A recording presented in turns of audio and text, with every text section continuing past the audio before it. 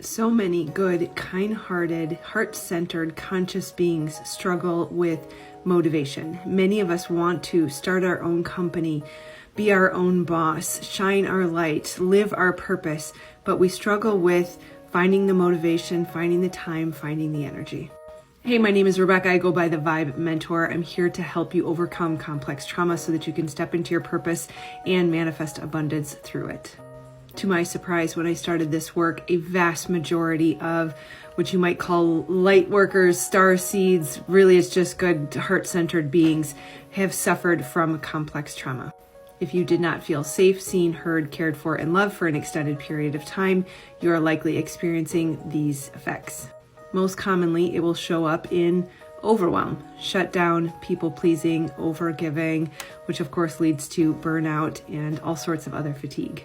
We can know in our prefrontal cortex the things that we need to do or want to do to be able to build a business, but something seems to hold us back, and it really usually shows up in overwhelm and fatigue. The hard part about spirituality is it can be confusing when people say, only take action on guidance that you feel that you've been given, or joy is your compass, which means when things don't feel right, it means you shouldn't act. And to some extent that is true. But discernment is key, because the trauma brain will try to trick you. Many times when we first start out on those things we know we should do, we can't seem to move beyond what is almost as if a glass ceiling above our heads, because the limbic brain has told you whatever you're trying to move into isn't safe. The beauty is brain spotting or somatic healing helps. So much so that I went out and got certified because it basically saved my life.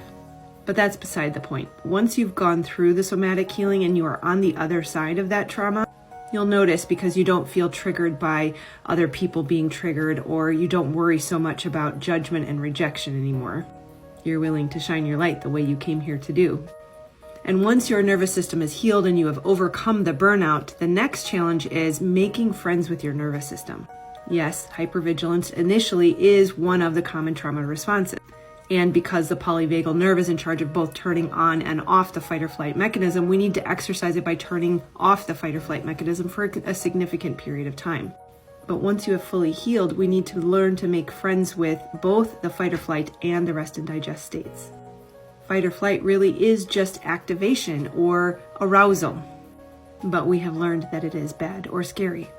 But you can't be motivated to build a business if you don't have arousal. So learning to turn on and off the fight or flight mechanism is necessary for your success.